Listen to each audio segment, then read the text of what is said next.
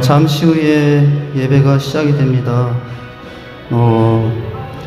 이제 가정에 있는 분들과 또 성전에 있는 분들 경건한 마음으로 기도하시며 예배를 준비해 주시기를 바랍니다.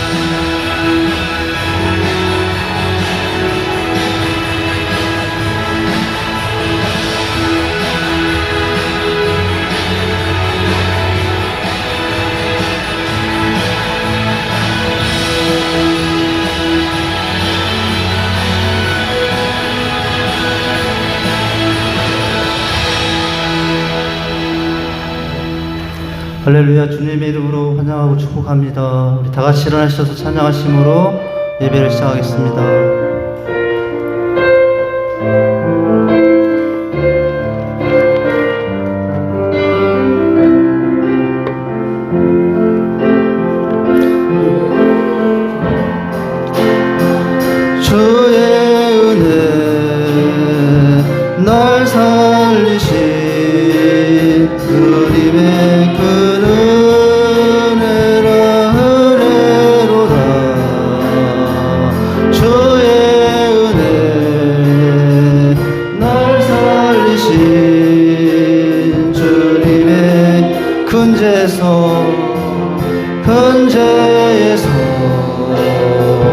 날 구했네.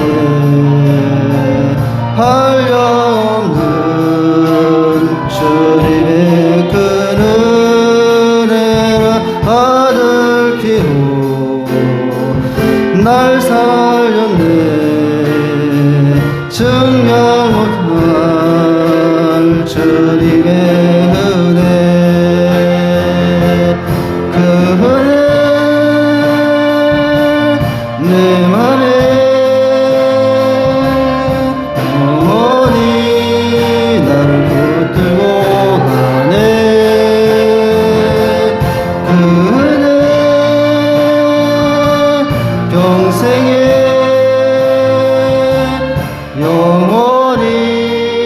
나를 이루 은혜로다 주의 은혜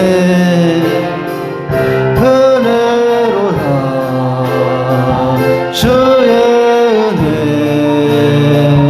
날 살리신 주님의 큰 은혜라 은혜로다 주의 은혜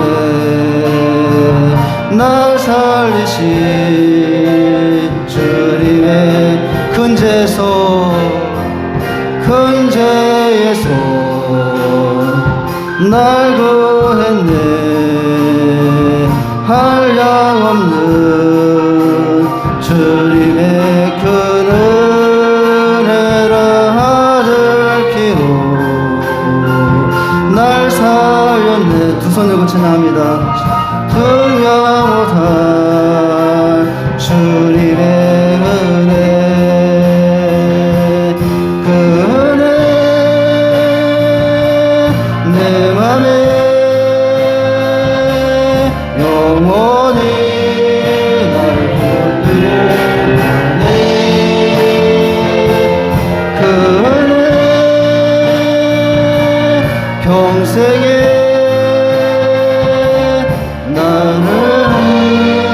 나를 이룬 그 은혜 내 맘에 그 은혜 내 맘에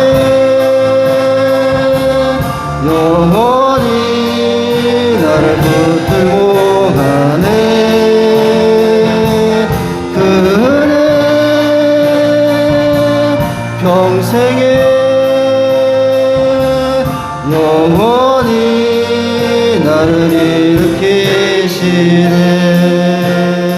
일으키시네 전능하사 천지를 만드신 하나님 아버지를 내가 믿사오며 그 아들 우리 주 예수 그리스도를 믿사오니 이는 성령으로 잉태하사 동정녀 마리아에게 나시고 본디오 빌라도에게 고난을 받으사 십자가에 못 박혀 죽으시고 장사한 지 사흘 만에 죽은 자 가운데서 다시 살아나시며 하늘에 오르사 전능하신 하나님 편에 앉아 계시다가 저리로서 산자와 죽은 자를 심판으로 오시리라 성령을 믿사오며 거룩한 공회와 성도가 서로 교통하는 것과 죄를 사하시는 것과 몸이 다시 사는 것과 영원히 사는 것을 믿사옵나이다. 아멘.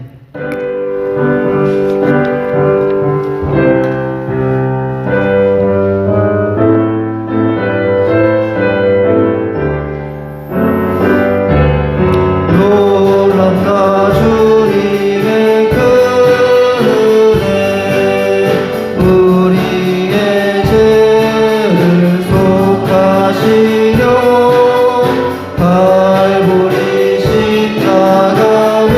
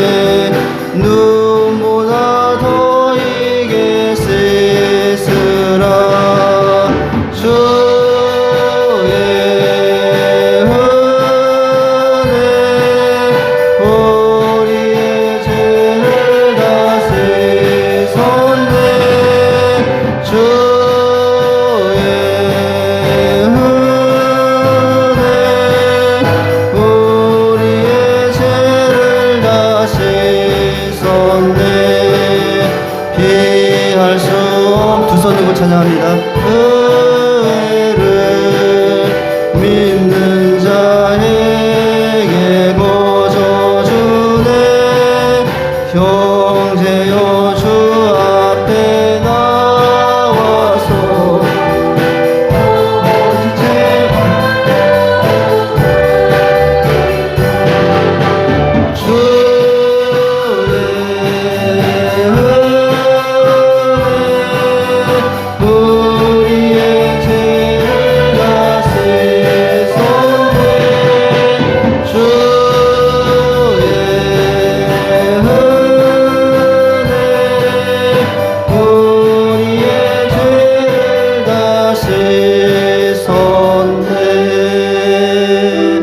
찬양하시고 기도합니다.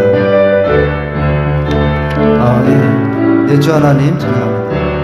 내 주 하나님 넓고 큰 은혜는 저 곰바다보다 깊다.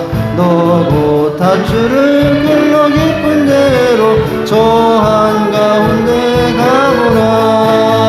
언덕을 떠나서 창파에 배 띄워 내 주 예수 은혜의 바다로 내 맘껏 져가라. 왜 너 인생을 언제나 거기서 저 큰 바다 물결 보고 그린 모르는 깊은 바다 속을 한 번 헤아려 안보나.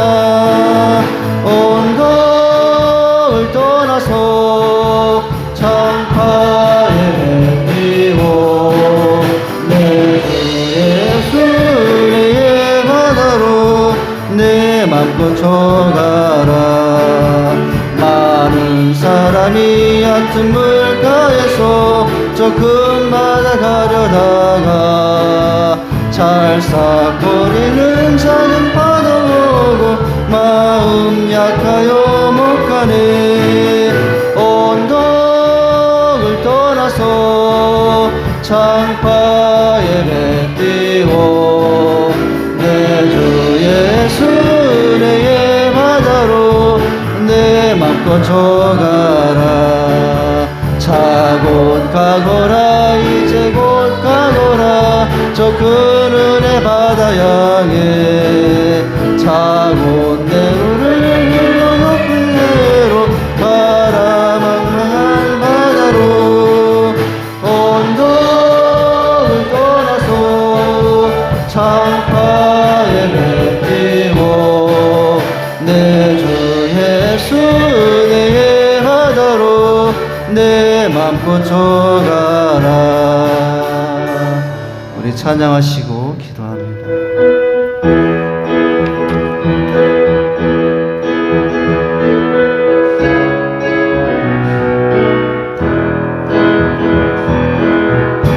내 필요보다 크신 은혜 그 말씀하는 빛내 주를 더욱 기다리니 새롭게 하소서. 눈에 엎드리어 주를 경배하리. 주를 내 안에 있는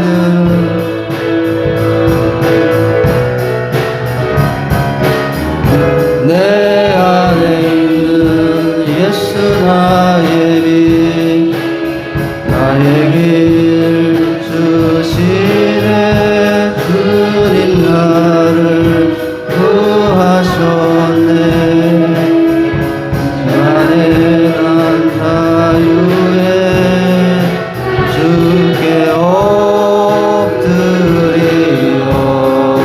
주를 경배하리. 나 주를 경배. 우리를 위해 모든 것을 우리를 위해 모든 것을 값없이 주신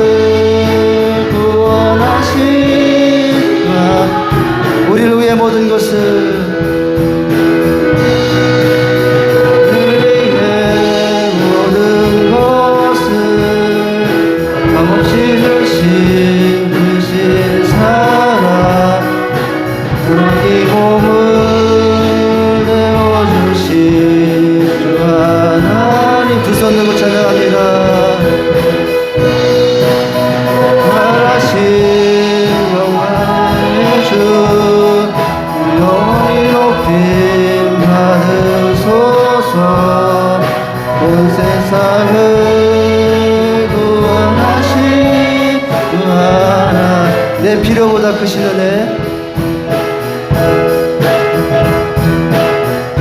내 필요보다 크신 은혜, 그 말씀 나는 인내 주를 기다리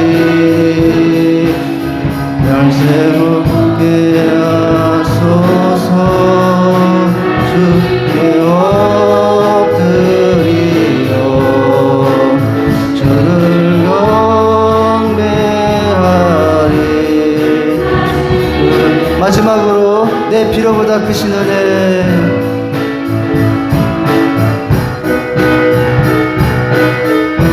내 필요보다 크신 은혜, 말씀 나는 인내 주를 기다리니 말새롭게 하소서 주께 엎드리려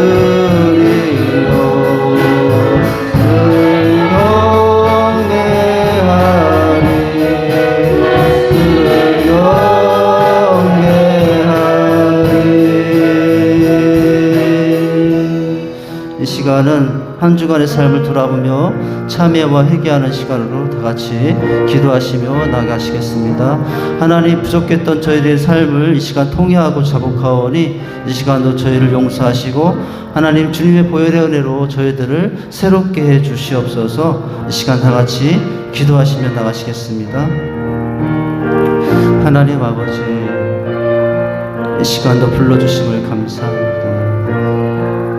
아버지 하나님, 험악한 세상에서 살다가 제약 가운데 있던 저희들 다시 한번 불러주시니 감사합니다. 아버지, 부끄럽고 연약한 죄인의 모습으로 이 시간 주 앞에 왔으나 하늘의 은혜를 덧입혀 주시고 다시 한번 상한 마음, 상처받은 마음들 오늘로 예배 안에 주님 만나 회복되고 치유받는 시간 되기 원합니다.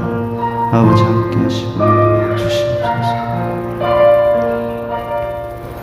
나곧 나는 나를 위하여 내 허물을 도말하는 자니 내 죄를 기억하지 아니하리라. 아멘. 하나님 아버지, 한 주간도 부족했던 저희의 삶을 뒤로하고 이 시간 주 앞에 서게 하심을 감사를 드립니다. 험악한 세상에서 수많은 연약함 가운데 죄악 가운데 있었던 저희들이지만 하나님, 이 시간 사모하며 주 앞에 엎드려 주님을 경배하오니 오늘도 우리의 사모하는 예배를 받아 주시옵소서. 마음을 쏟으며 우리의 인생의 모든 문제들 주 앞에 맡기며 올려드립니다.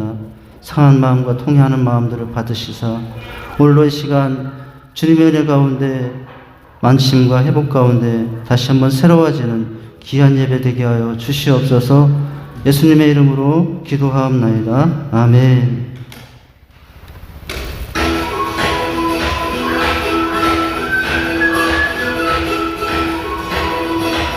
성도님들 안녕하세요. 행복모임 9주차입니다. 이번 주 행복모임 수행 규칙을 알아볼까요? 9주차 수행 규칙. 첫째, 행복모임과 불예배로 인도. 둘째, 지역 전도하기. 셋째, 특별 이벤트 준비. 다시 한번 볼까요? 9주차에도 멘트를 행복모임과 불예배로 인도합니다. 행복모임 장소 주변에서 다양한 방법으로 10명 이상 지역 전도를 실행합니다.